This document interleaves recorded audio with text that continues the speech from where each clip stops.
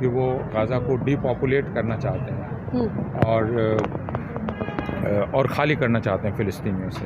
तो इरादा यह है और इसलिए वे इस हमले को जारी रखे हुए हैं इस नाम पर कि हम हमास को ख़त्म करना चाहते हैं। लेकिन हमें ये पता है कि मसला हमास नहीं है, क्योंकि फिर वेस्ट बैंक में क्यों हमला चल रहा है, वेस्ट बैंक में क्यों फ़िलिस्तीनी मारे जा रहे हैं, वेस्ट बैंक में क्यों सेटलमेंट लगातार बढ़ रहे हैं। तो मसला हमास तो कतई नहीं। सर, हमास भी तो कहते हैं कि प्रोडक्शन इजराइल का ही है। यह बात तो हर कोई जानता है जी। तो फिर आज क्या वजह है कि जो हमास इजराइल पे ही हमला कर रहा है?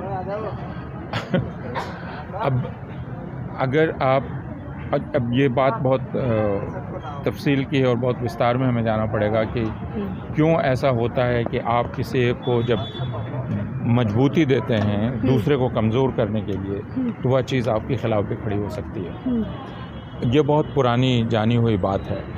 असल चीज़ है कि फ़िलिस्तीनियों में रेजिस्टेंस की इच्छा है। कोई भी अगर आपकी पीठ पर सवार हो जाए और आपको दबाता रहे तो आप दबे नहीं रहना चाहेंगे, आप खड़े होना चाहेंगे। और जब आप खड़े होना चाहेंगे तो जो आपकी पीठ पर सवार है वो गिरेगा, उसको चोट लगेगी। ये बात जानी हुई बात है और आप इंसान को पीठ पर सवार होकर लगातार नहीं रख सकते, किसी भी मुल्क को नहीं रख सकते।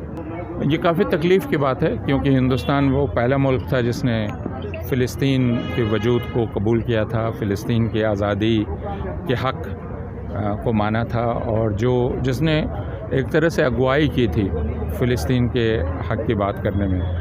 अब हिंदुस्तान इज़राइल का पिछलग्गू दिखलाई पड़ रहा है और हिमायती दिखलाई पड़ रहा है। यह थोड़ी शर्म और तकलीफ़ की बात है। क्या हिंदुस्तान फ़िलिस्तीन यहूदी नक्श कदम पे? क्या हिंदुस्तान यहूदी नक्श कदम पे?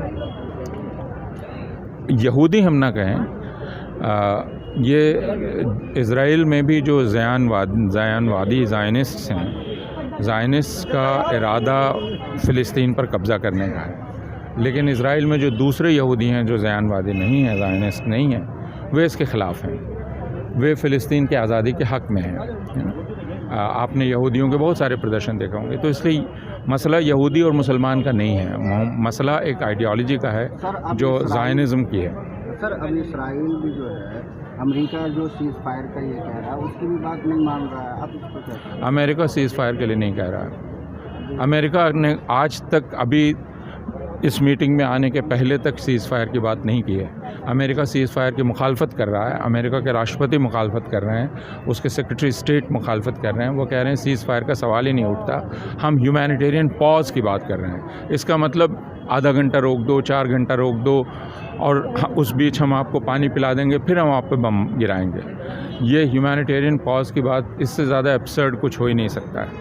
और यह एक तरह का धोखा है, जो धोखा दुनिया को देने की वो कोशिश कर रहे हैं कि हम दरअसल ह्यूमैनिटेरियन पॉज की बात कर रहे हैं। मसला सीज़ फायर का है ना, हमला रुकना चाहिए, गोलीबारी रुकनी चाहिए, बिजली पानी वापस आना चाहिए। मसला ये है, अमेरिका ये नहीं कह रहा है। अमेरिका ये कह रहा है कि अस्पतालों पर हमला जायज़ है।